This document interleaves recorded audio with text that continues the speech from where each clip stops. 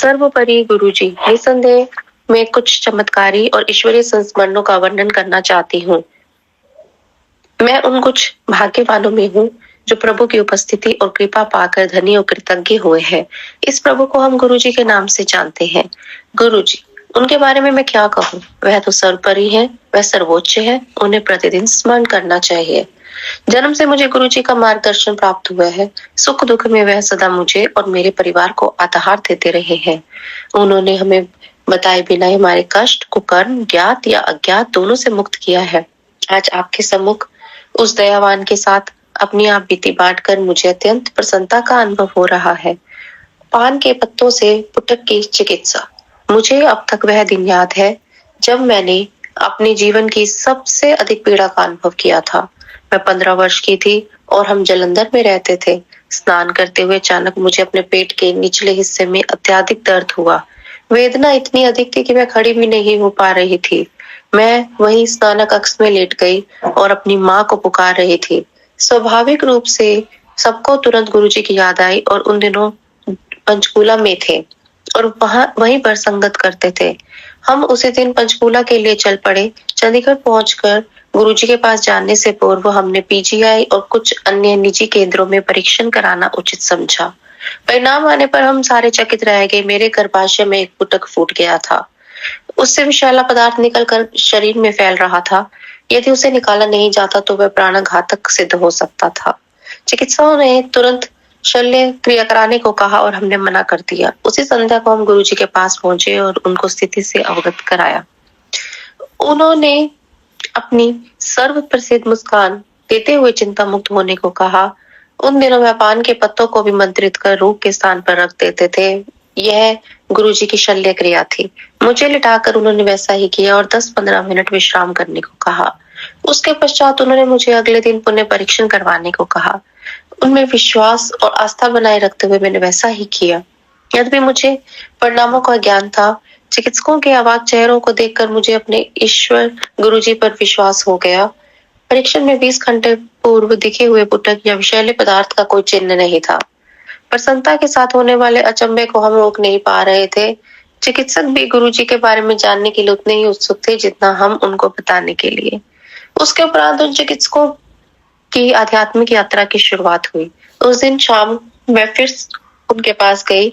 जैसे सर्व विदित है, उनको कुछ भी बताने की आवश्यकता नहीं थी।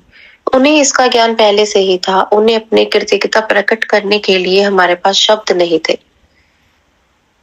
पर वह यह नहीं चाहते। उन्हें केवल हमारा प्रेम और निस्वार्थ आस्था चाहिए, जिसके साथ हम परमानंद की कठिन यात्रा पर अग्रसर होते रहे। मेरी दादी का हृदय रोग। 1979 में जब मैं वो छोटी थी, मेरी दादी को हृदय का दौरा पड़ा था। वह सीएमसी लुधियाना के चिकित्सालय में प्रविष्ट थी। कई चिकित्सकों ने सलाह करने के बाद उन सब का एक ही निर्णय था। उनकी स्थिति दिन प्रतिदिन बिगड़ रही थी और कोई उपचार संभव नहीं था। उनकी नाड़ी 160-190 के बीच में रहती थी। उनके फेफड़ों में पानी भरा हुआ था और उनकी छाती फूल गई थी। वह अर्ध चेतन अवस्था में थी। गुरुजी उन दिनों जालंधर में संगत किया करते थे। चिकित्सकों के प्रतिकूल निर्णय सुनकर मेरे पिता ने मुक्तिदाता से बात करने का निर्णय किया। जो जैसे मेरे पिता चिकित्सालय के बाहर जा रहे थे, गुरुजी ने प्रवेश किया। ऐसा लगा जैसे वे अचानक ही आ गए हों। उनके आते ही हम आश्वस्त हो गए कि सब ठीक हो जाएगा। दादी के पास जाकर उन्होंने उनकी नाड़ी को अपने हाथ में लिया। उन्होंने क्या किया, इसका ज्ञान तो उन्हीं को ही है, पर उसकी गति घटकर 90 हो गई। वहीं पर गुरुजी ने कुछ देर तक पाठ किया और फिर वह चले गए। शनै शनै हमारे सामने दादी की चेतना लौट आई और वह सामान्य हो गई। 18 वर्ष के पूर्व के उस दिन से दादी की नाड़ी की गति अब तक 90 ही है। एक बार फिर चिकित्सक विश्वास नहीं कर पा रहे थे, यह जानकर कि गुरुजी सदा हमारे साथ है। हम भाव विभोर थे। गुरु कृपा से आज भी मेरी दादी स्वस्थ और प्रसन्नचित्त है। अपने अनुभवों का वर्णन कर मैं अत्यंत भाग्यशाली हूँ। हमारी जीवन यात्रा बहुत छोटी है और इसमें ही हम बड़े बड़े दुष्कर्म करने को तत्पर रहते हैं।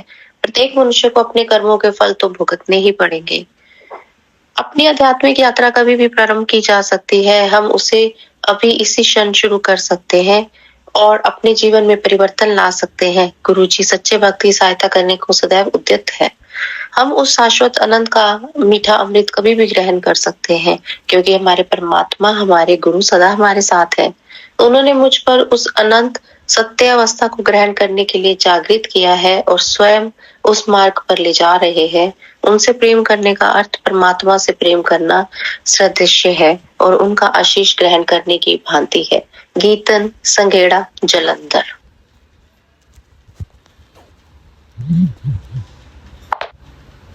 18 वर्ष की वेदना 18 दिन में समाप्त।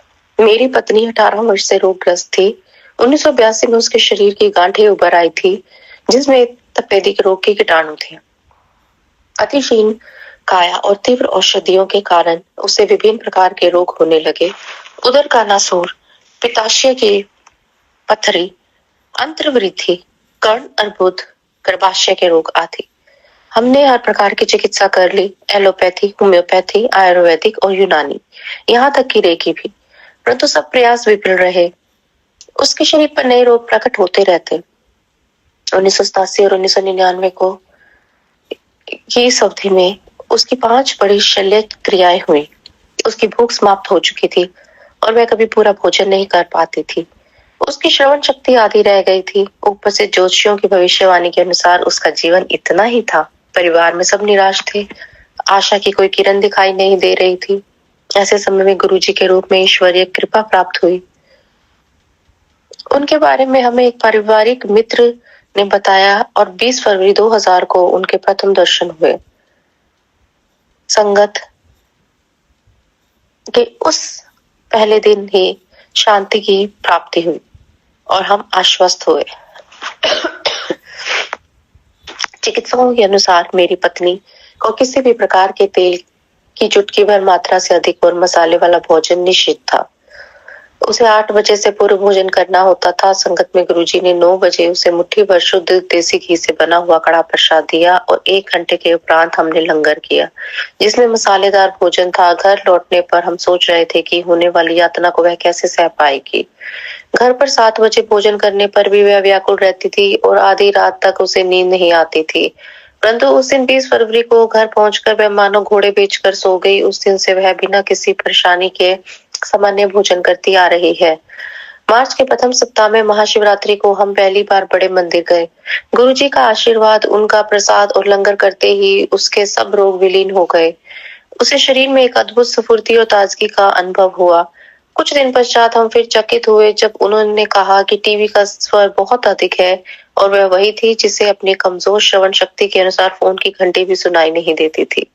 18 वर्ष की वेदना 18 दिन में समाप्त हो गई थी। कहने का तात्पर्य यह नहीं है कि गुरुजी की कृपा करने के लिए अतिरिक्त समय की आवश्यकता थी। वह तो सदा वृष्टि कर रहे हैं। हम योग्य होने पर ही उसे ग्रहण कर सकते हैं। इन महापुरुष के पलक झपकते ही सृष्टि की रचना अति अथवा इति हो जाती है। अनगणित आत्माएं शरीर रूप लेती है और त्याग देती है। हम तो केवल इतना ही कह सकते हैं, तुम सम सर नहीं दयाल, मोहे सम सर पापी। जीवा पर जिप। मेरी पत्नी की दूसरी शल्य चिकित्सा के उपरांत मैंने उसे प्रयास किया था कि वह अपने शरीर पर जिप लगवा ले, क्योंकि चिकित्सा सदा शल्य क्रिया का सुझाव देते रहते। एक दिन संगत में जब मैं अपने संस्मरणों का वर्णन कर रहा था, गुरुजी ने मुझे यह बात भी बताने को कहा। उन्होंने उन्हीं शब्दों का प्रयोग किया जिन्हें मैंने अपनी पत्नी से अपनी आपसी वार्ता में 10 वर्ष पूर्व किया था। गुरुजी की सर्वज्ञता कभी कभी अचानक प्रकट होती है। मेरी बड़ी बहन जब दूसरी बार गुरुजी के दर्शन कर रही थी तो उन्होंने कहा कि वह उनकी अत्यंत पुरानी भक्त है। मैं सोच रहा था कि यह कैसे संभव है। उसी समय मुझे आभास हुआ कि वह बचपन से शिव को पूजती रही है और प्रत्येक सोमवार को व्रत रखती आई है। यह एक अति महत्वपूर्ण क्षण था। गुरुजी ने अपनी वास्तविकता बताई।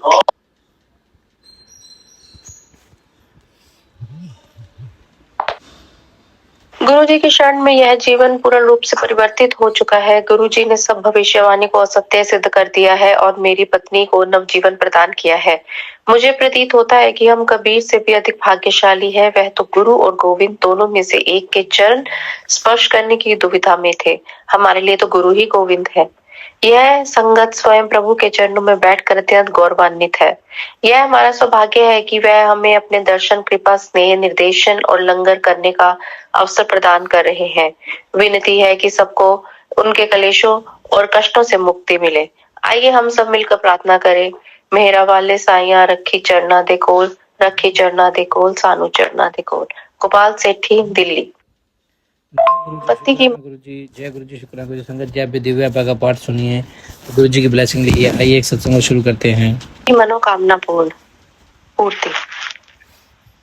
गौरव मारवाहा दिल्ली के सदर बाजार में व्यवसाय करते थे, परंतु उसमें कठिनाइयां आ रही थी। उनके एक घनिष्ठ संबंधी ने उनको गुरुजी के दर्शन करने का सुझाव दिया। वह अपनी पत्नी के साथ मोटरसाइकिल पर गुरुजी के पास आए। उनकी पत्नी मोटरसाइकिल के पीछे बैठी हुए गुरुजी से प्रार्थना कर रही थी कि उनको और आरामदायक वाहन मिल जाए। शीघ्र ही उनका व्यवसाय चल पड़ा और 1 मास में ही उस दंपति ने कार ले ली। उन्हें लगा कि उनका भाग्य पलट गया है। एक पुराने अनुयायी ने इसमें गुरुजी का हस्तक्षेप होने की बात करी, तो उन्होंने उस पर विश्वास नहीं किया। गौरव की पत्नी ने सोचा कि वह तभी मानेगी जब गुरुजी उसको पहचान जाएंगे। जब वह अगली बार संगत में आए तो गुरुजी ने ऐसे ही वार्तालाप करते हुए कहा कि देखो, जनकपुरी से कितने मुसलमान आ रहे हैं। फिर उन्होंने अपना वक्तव्य बदला और बोले कि यह यमुना पार के मुसलमानों की बात कर रहे हैं। गौरव की पत्नी जनकपुरी में रहती थी और गुरुजी के इस कथन के कुछ सप्ताह पश्चात उन्होंने यमुना पार क्षेत्र में घर लिया। वह गर्भवती भी हो गई। दिन गुजरते गए और महिला गर्भ परीक्षण के लिए गई। विशेषज्ञों ने गर्भ संबंधी समस्याओं से अवगत कराया और गर्भपात कराने का परामर्श दिया। भक्तों ने दंपति को बताया कि वह गुरुजी पर आस्था बनाए रखें और कोई अप्रिय घटना नहीं होगी। वह गुरुजी के पास आते रहे और अंततः उन्हें एक कन्या की प्राप्ति हुई। 2005 में गुरुजी ने अपने जन्म दिवस के अवसर पर गौरव की पत्नी को बुलाया और कहा कि वह बहुत मोटी हो गई है। वह मुस्कुराकर चली गई। गुरुजी के इस कथन के 1 मास में ही बिना कोई व्यायाम किए या भोजन पर प्रतिबंध करे हुए उसका वजन 15 किलो कम हो गया। दंपति की पहली धारणा कि उन्होंने कार्य अकस्मात ली थी गलत था। गुरुजी स्वयं कहते हैं कि संयोग से कुछ नहीं होता, चुनाव से ही कामना की पूर्ति संभव है और ईश्वर होने के कारण गुरुजी चयन करते हैं। गौरव मारवाहा, दिल्ली द्वारा कथित।